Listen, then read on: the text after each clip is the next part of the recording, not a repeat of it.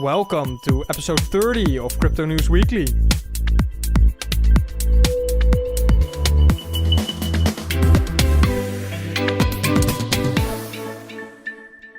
In this episode, we will talk about Sweden piloting their own national cryptocurrency, and the identity of Bruno Block is revealed. Of course, we'll do a technical analysis of the current market and Bitcoin price. Today it's the 5th of November, the gunpowder treason and plot. I'm Walter and I'm joined by Sico van der Plas in our studio in Amsterdam. Hello. And of course, everything we say in this podcast is not actual financial advice, just our personal opinion. So, a very big Bitcoin Cash spike just a few hours ago, Sico. Yes. Are you loading up on that Bitcoin Cash? Well, I'm not really a big fan. You know, I think it's okay that it exists, but I'm not stacking up. No. Ah, too bad. But you're not gonna buy a little bit and then dump it after the fork? No, I don't think so. Are you? Yeah, I might just go. I mean, it's free cash. Who doesn't like free cash? Well, if you're making gains, that is. Yeah, well, if you may, yeah, but yeah. It will be worth at least something, as you can see on all the Bitcoin forks. But if you hold one, you will get one, essentially. I just don't like the creator or the splitter of the coin, but that's all. I think some people behind Bitcoin Cash are, let's say long-term influencers of Bitcoin who stepped over. Some of them, not all of them, obviously. And I think they did some stupid things, but they should also be respected because else a lot of people would not have known about Bitcoin. And that's that. Yeah, and you have some news about Bitcoin Cash, and we're going to talk about more of this in the news. But before we start, I have one personal note to share with you all, and that's that I've started reading the Bitcoin Standard from Saifedan Ammous. I hope I'm pronouncing his name correctly. Did you hear about this book, Sico? No. Well, it's released this year in 2018, and or in the Bitcoin world, this book was received very, very well. And some friends who read it said, "Oh, this is an amazing book. You really should start reading it." So I'm doing this now, and maybe if it's good or bad, we'll do a review of it or something. We will start the Bitcoin Book Club. Yeah, who knows? The Bitcoin book Club for intellectual properties of Bitcoin, which are written into papers. Yeah, and I've just started, but when I've got some info to share, I definitely will. Nice. Keep us updated. So let's dive into the news. And the opening piece I've got is that Sweden is creating or piloting their own national cryptocurrency, the e-Krona. And what are your thoughts on countries creating cryptocurrency, Sico? Yeah, I thought the krona was a car. But I guess it's their national currency. Yeah. What was the question? Sorry, I missed this. What's your opinion on countries creating national currencies, cryptocurrencies? It's the best thing in the world, isn't it? No, I don't think so. I thought you could sense my sarcasm in a way somewhere. Digital. There's two ways where we can go. We can bash the digital currency, or we can think of how many times this year did you have cash, or did you pay with cash. Think about how many times did you use cash as as a payment method. How many times did you do that this year? I think you can count it with your hands. Maybe. I think it's a bit too much for counting it on my hands. But then include your feet as well. But it's true. It's almost all through credit card or bank card. Yeah. So in essence, you owe the bank owes you money when you have money on your bank. You don't physically have any cash, and they don't physically have your cash. So, question is the e-Krona bad? As we're talking about cash, I think cash is really important and a really important anonymous method of paying.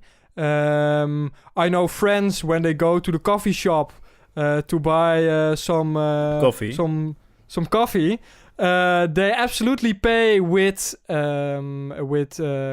truly cash, because if you swipe your bank card, then not only the Netherlands knows that you've bought coffee, but there are stories from people who went to other countries and didn't get a visa because there was data that they bought this coffee with their bank card.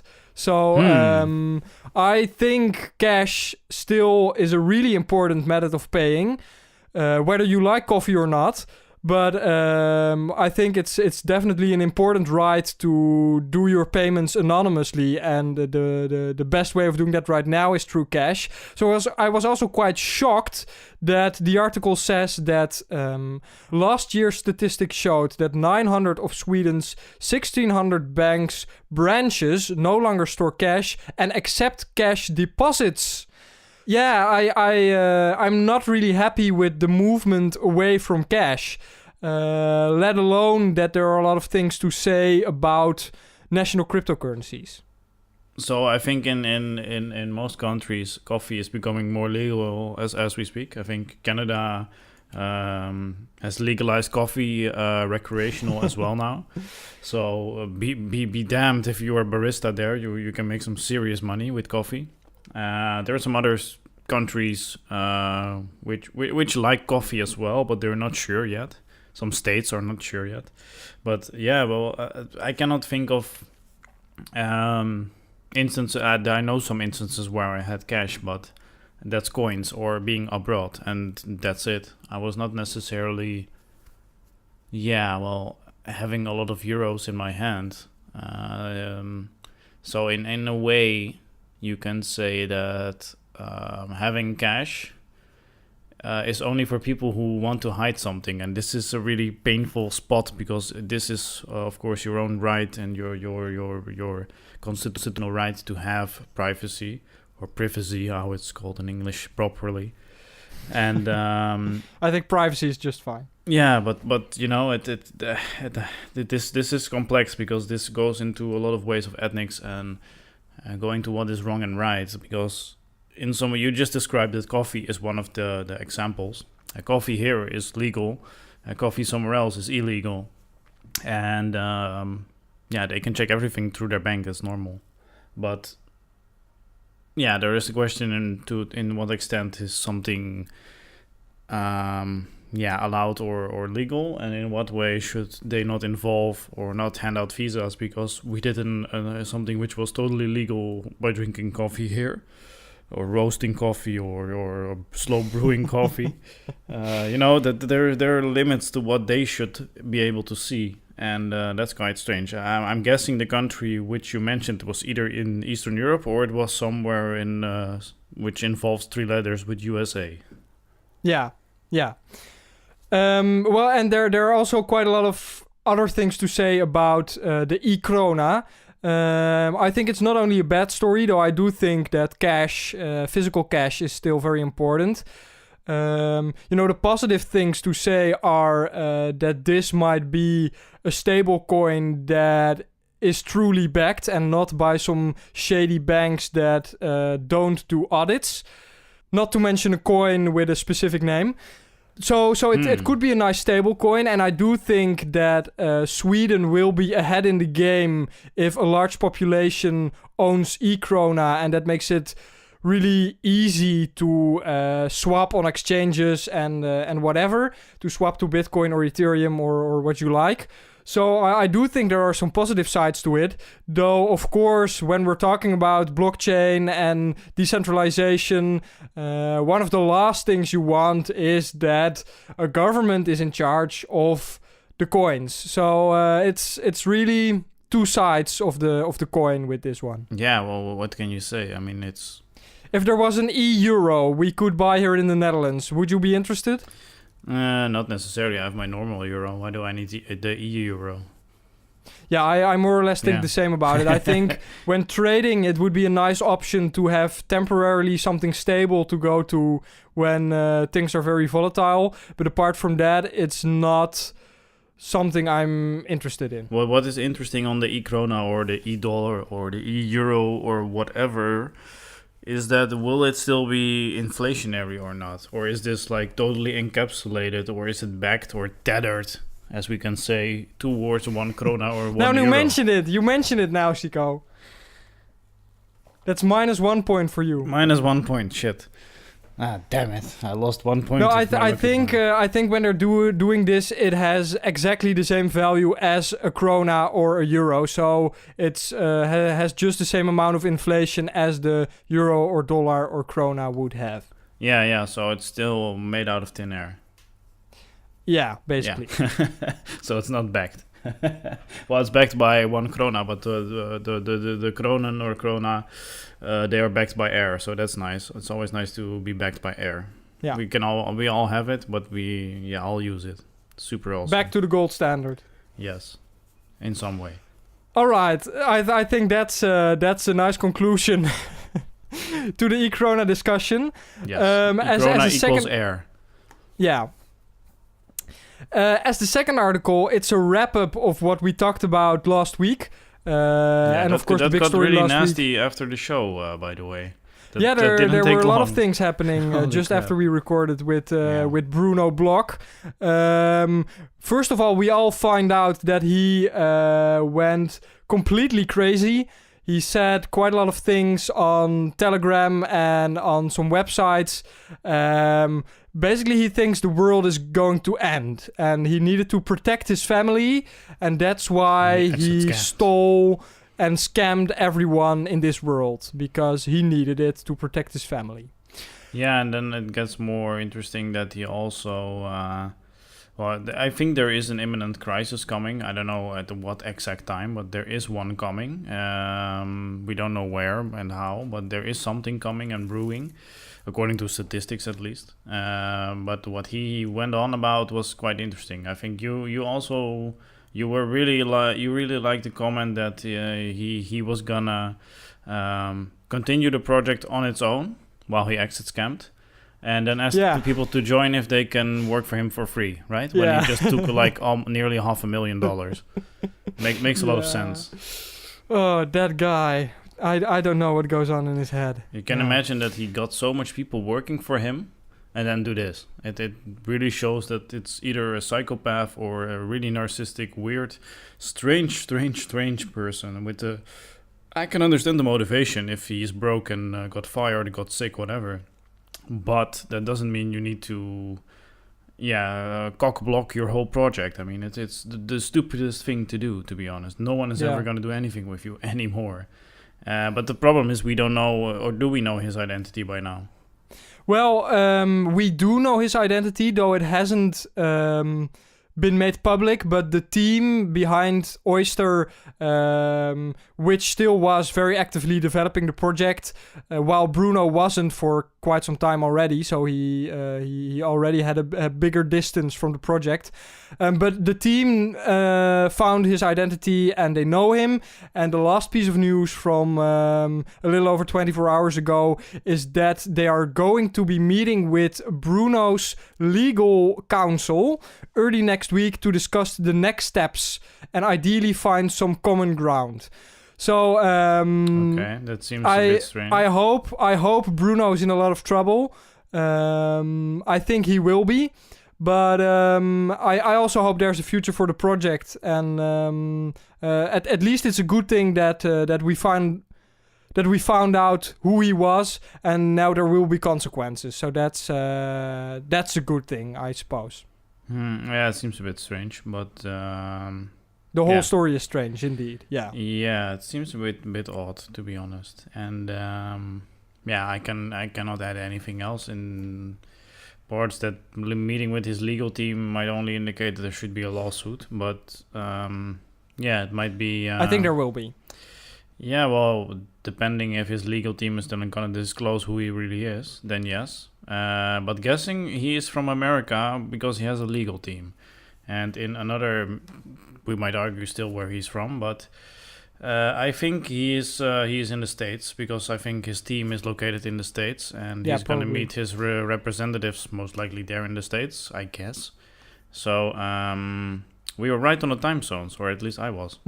He was either in Asia or America.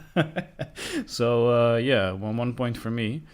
I guess, sort of, and we will. This will develop most likely, and I think this is gonna turn really nasty really quick.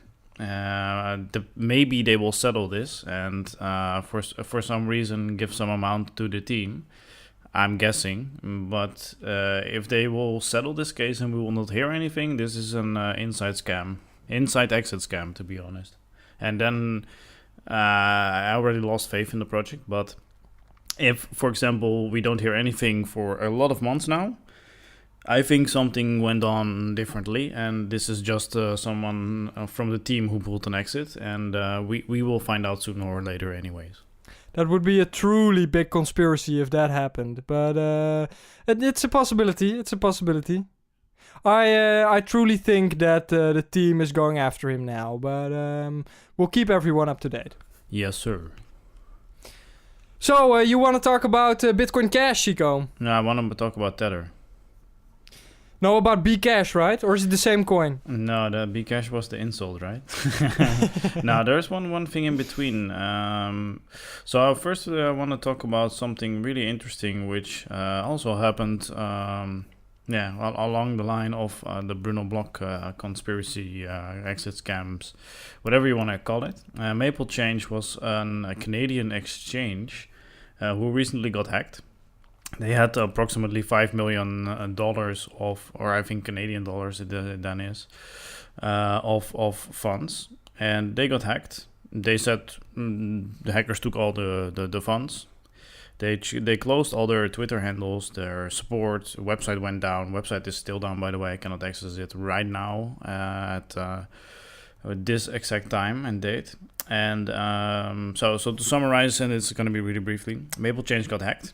I don't understand why people use this shitty small exchanges. Excuse my words, but that's what it is. $5 million of user funds were stolen. They didn't have cold wallets, or the cold wallets were completely empty. So they only had hot wallets. They were hacked. They closed down the website. They closed down their Twitter. They removed everything. And then Twitter went a bit batshit crazy. After some time, they also mentioned that they will not be releasing anything. They were not going to refund anyone. So after that, they closed down the Twitter accounts and everything, and people saved everything, obviously. But then they started to find out, the manhunt started to find out their personal details. And that's where it got interesting. People, actually, I guess people who had funds there, they found out the personal information of everyone, or of the CEO and the developer who made the exchange. And after that, strangely, they opened up their Twitters again. So Maple Change, Twitter handles were back. Yeah. And they started to say that they will refund everyone. Seems a bit strange. This is just in line of the Bruno Block story, but this is what actually happened. So there was a manhunt. Their personal address was there. Their personal names were there. There were two, I think, Hungarian or Eastern European guys. They were their native names, at least. And after people found out where they actually lived, they started to pop back online with their handles and promised people to pay back their funds. So it's questionable. A, were they really hacked? B, were they just really stupid? Or C, I don't know. But mostly, I think, really stupid. So did you hear about this story? Yes, that's I did hear about this, and it's laughable that they disappeared. Then they found out who they were, and then we're back, and we're sorry, we're gonna refund everyone. Yeah, that's the exact story. Some people were either gonna hire some people on some shady website, but they found out their home, even their address, their pictures, everything. So I think they wanted to pull a Bruno Block exit scam, but they realized, fuck, this is not going to end well. They tried to pull a Bruno Block. They tried to pull a Bruno's block, yeah. The Genesis block of Bruno was pulled. But I think they realized that it was not a really smart thing to do, and I think essentially their lives were on the line. So I think it was a wise decision, a very, very old and wise decision to, refund people. Probably. So that's one. We all know the Bruno Block debacle, which, what was going around this weekend, last weekend, the week before that even, is almost 3 weeks old. Or 2 weeks old, sorry. And now the next debacle in the crypto world is unfolding. we all know, Greg White. Do you know who he is? Absolutely. Yeah, and we know that he is absolutely also not Satoshi. That's one. He claimed on the Bitcoin documentary, Banking on Bitcoin, which is on Netflix. It's a must see, at least for if you're enthusiastic and into Bitcoin. In the end of that documentary, he claimed, or to make a press release, that he is, Satoshi Nakamoto, which we obviously know he's not, because there is still wallets which date back to the Genesis blocks, which are still full of funds and not moved. And if he was, then he was extremely rich, which Greg White is, by the way, but that's because of another reason. So he is gonna fork together with some people towards the Bitcoin SV, which is the Bitcoin Satoshi's vision, so his original vision, as they say. Which basically means they had a disagreement about block sizes, and Greg White, being the scam as he is, pushed for the hard fork. I can only say this: if you claim to be the original Genesis creator of Bitcoin, you're a fucking idiot. I'm sorry for my words, but I cannot say anything else. And because it's really easy to prove that you're Satoshi. You only need to make a transaction from his original wallet, and then everyone knows you are. And as long as there's anyone claiming in the world who isn't able to do a transaction from this account, you know he's lying. Yeah, so either Satoshi Nakamoto is dead, which might, there are some theories on the There's Bitcoin definitely a banking plausible documentary. theory, About some of the original, let's say the digital e-Kronas, which were being made in the 90s, which failed a couple of times. They say that the team or some of these people were at least involved in the making of Bitcoin, but this is all speculation. We will never know, most likely. And most likely at the time that people took over the Bitcoin, let's say, mandate, there is someone who is suspected to be the originator, but this guy died of MS a couple of years ago, and he was terminally ill. He is suspected to be the true Nakamoto. We will never find out. Some people say it's the CIA. And it's also very likely that it could be a team of people, but multiple people. That's what makes Bitcoin a little bit magic that we don't notice. Maybe it's an alien. It's gifted from an alien. Maybe it's someone from the future to save us from the imminent doom of currencies. That's the story. Yeah. Maybe that's true as well. Maybe Elon Musk is an alien, and maybe Mark Zuckerberg is a reptile alien. We don't know. He certainly does look like one if you look closely. He seems like a brainwashed person, but sorry for the way he's going drinking water definitely. What is this device? It's a bit strange. I was looking into all these lizard theories, and if you look closely at him, it might even be true. Yeah, but it's definitely true, Sico. I start to sound like Bruno Block. So do you doubt this theory? That's you're stupid. Yeah, I think so. If you look deeply in his eyes, you can see the true reptile. Yeah, but aren't we all reptiles in essence? From origin. No. Just a few people controlling our world are the reptiles. Yeah. Yeah, it might be. So the biggest thing is obviously one of the sites which is supported by Bitmain, which is the one who didn't want to update with the increasingly size of the blocks. I think it's 128 megabytes per block, and they cannot really fill the blocks right now anyway. So updating is not necessary right now. If the original Bitcoin, so BTC, would upgrade to bigger size blocks, it would make a lot of sense. I don't see why they're not doing that. That's a whole other discussion which has a lot of other tentacles combined. But to focus on the article, Bitcoin Cash will stay Bitcoin Cash. The one who's debated by the infamous Roger Ver. I still think that he is a legend in a way that he promoted Bitcoin, and that was what the intro was about. He promoted this for so long, and he promoted it out of free will to a lot of people. Obviously, Bitcoin went up and down, so he made money that way. But still, he was the advocate of Bitcoin. He did some stupid things with Mt. Gox, as an example. It was totally uncalled for. There's question what's behind that, obviously, and I think that was a bag of money. But you cannot make this shit up. I mean, you wouldn't. Why would you else? He sold out at that point. It was a really stupid decision, and it will haunt him forever. But he is still one of the pioneers. Sounds too big because he's not a programmer by heart, but he is an entrepreneur in this way, and I do think that he has. He has some credit for this, and Craig White has none, in my opinion. And now they're forking. I can understand the fork in some way because they want to fork away from Bitmain. Bitmain has a lot of hashing power on both Bitcoin and Bitcoin Cash. Not to get too technical about this, the fork will be somewhere around the 15th of November. That's why the spike is now, because Binance said we will support it. I think even Coinbase said that they will support it as well. So meaning you will get your Bitcoin SVs, whatever it will be called, you will get them.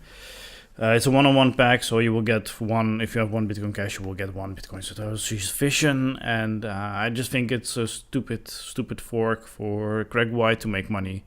Did you know that Craig White owns 2 Lambos? No, I did not. Yeah, he was showing them off on video, and that's why I think he's a douchebag. Just by my jealous vision. I mean, if you're really Satoshi Nakamoto, why the hell would you buy 2 Lambos? Why? To get to the conclusion, the reason why we just saw the plus 20% Bitcoin Cash spike is because Binance said they will support this fork. Yeah, Binance, and I think if my sources were correctly, also Coinbase will support the fork, not necessarily trade the new Satoshi's Vision coin. Let's call it that. But they will allow you to receive the one-on-one forked currency in your wallet. They will not. As we are talking, it is going down now because the plus 21 is now at plus 14. So, but it's volatile at least. Yeah, it's volatile. It's nice for traders. But yeah, it does had a spike and a run up. But it comes from, the market price at this exact time is $500 plus dollars. But it did came from $400-ish, so it's a decent jump. And the fork is still a few, let's say a week, 10 days away. So yeah, there is still time, and most likely there will be a reasonable drop off now. And I think might run up maybe a bit more. But yeah, this is not advice in what you should do. But if you look at other events and historical data, it might go up a bit more and then go back down again. And at the fork, obviously, I think there will be a sell-off. But that's the buy the rumor, sell the news, and we will see where that goes. But there is a lot of information on the exact arguments and points why they forked off. And I would recommend people to read into that because Bitcoin Cash deserves a place. They still are in the top 5. So take them in consideration always. Well, to me, it's a bit that it proves how big of a mess the Bitcoin Cash team was when they forked from Bitcoin, and now they still don't know what they want, so they fork again. I think some people don't know what they want in their community, and having Craig White, Professor Faustus go away is a really, really, really good sign for me. And I don't think you can. Yeah, well, you can say that it's bad, but they're still number 4. So number 4 with 9 billion is it's a reasonable valuation in my opinion. Well, I in the past I said that there was enough space for both Bitcoin and Bitcoin Cash to exist, but now that we are getting closer and closer to the Lightning Network, I'm starting to believe less and less in Bitcoin Cash. Together with news like this, I remain skeptical. That is for your own right. I remain skeptical on the Lightning Network in this case. All right. So is there any more news, or are we going to the technical analysis? The only thing which we had in the pre-talk of the show already is that Russia is considering their own state-backed cryptocurrency as well, which is backed by the Russian ruble. That's from the coming from a press conference in Russia, and they're actually the same concept. But they do have a failing currency and an inflationary coin themselves. So for them, I don't know how it would be any different. I mean, central banks are already trading with some form of electronic cash at this point. So like Ripple. Yeah, well, they might utilize Ripple, but they're not using Ripple itself for the transaction. But they already, there were some articles in the EMF. It's the International Monetary Fund, and they were always showing that they had ideas and concepts and working mechanisms which were not to the public until some months ago. That they already have systems in place for this. So I think this is just a matter of time before all these e-currencies pop up, and central banks will use this as exchanging. But I don't understand how is it any different to the digital cash which you hold in your bank account. And did Putin approve? Putin has no opinion. Oh, too bad. Putin has a lot of... Putin is running everything, of course, but that's a whole different section, I think. So he's not riding on the back of a grizzly bear supporting the digital national currency. I think there's a lot of propaganda going on. I have some really juicy stories if you want to hear. Do you want to hear? I can tell you some information. Sure, share some with us. I don't know. Most likely I'm being tapped because I have a Russian girlfriend. So. Oh dear. Most likely. So you know all the inside information from Russia because you have a Russian girlfriend. Shh. On which side are you, Sico? On our side of your girlfriends? I don't know if I can answer freely. I can answer freely, but it might bring other people into dangerous situations. Now, all I can say is that there is still it might be dangerous for them, but there are still things going on there which are let's say very undemocratic, and this might be on social platforms, let's say. If you, and this happened to someone, and if you talk badly about certain people, which are by chance in politics, if you can think a bit deeper than this, you might already know that it starts with some letter P and ends with in. If you talk in some way on some social platforms which are not state controlled, but they have tabs, obviously, and that every government has tabs into social networks for your information. You might get a visit from people, and they might do some things to intimidate you, and this is a true story, and I'm hesitating if I should say a lot or not. Because it is, it can be that they don't listen to our podcast. I hope. I don't hope the KGB is listening. But who knows? We have a lot of listeners, Sico. Yeah. Well, shit. Take everything back. Cut it out. No, but this is happening still there, so it's a bit worrisome, to be honest. And this, I have a lot of more stories, but I cannot share everything on the show, unfortunately. But there is more. So you are not, as they say in Holland, van de verkeerde kant. That's gay, no? I thought that was no, I'm not from the that is when hand. You are from the Germans, from the Nazis. Yeah. I don't think they want to be let's not dive into that topic, but I'm not from the Nazi side now. But I do think that there is some doubtful things going on in our Eastern brotherhoods. And I think that seals the deal. All right. Let's go to the technical analysis on this philosophical note. Yes, sir. And it's quite an exciting time right now because at this very moment of recording the podcast, we are above the wedge. So we might be breaking out. We are currently trading at $6,419 for one Bitcoin, and the top of my wedge ends at about 6,350.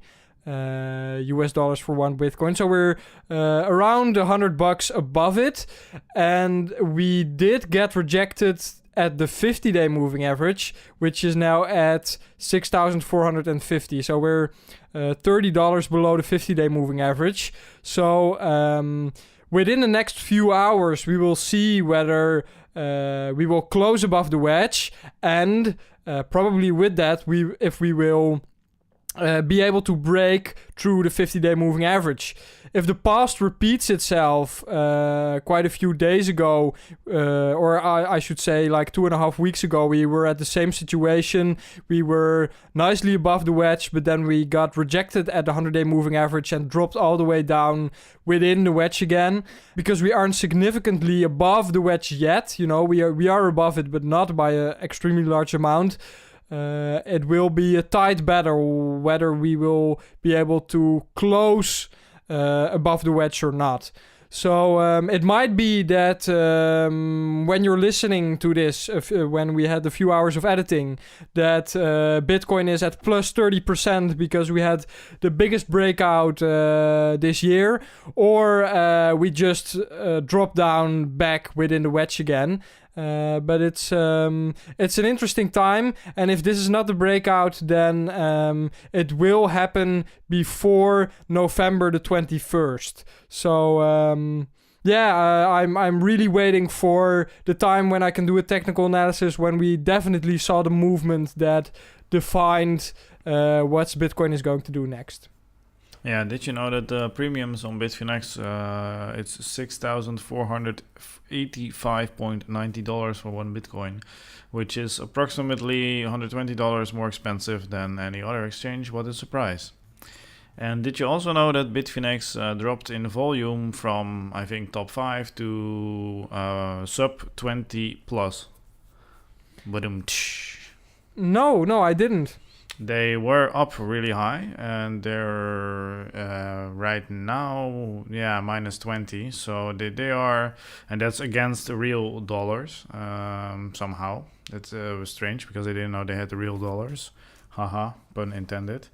But they are on 23, but Binance is also on number 8 and this kind of stuff. But yeah, they are dropping significantly in their volume percentages. But strangely enough, the Bitcoin price is still at a premium there, and I'm not counting shady exchanges like shit BTC and this kind of stuff, because they are the real goddamn pirates in this goddamn space.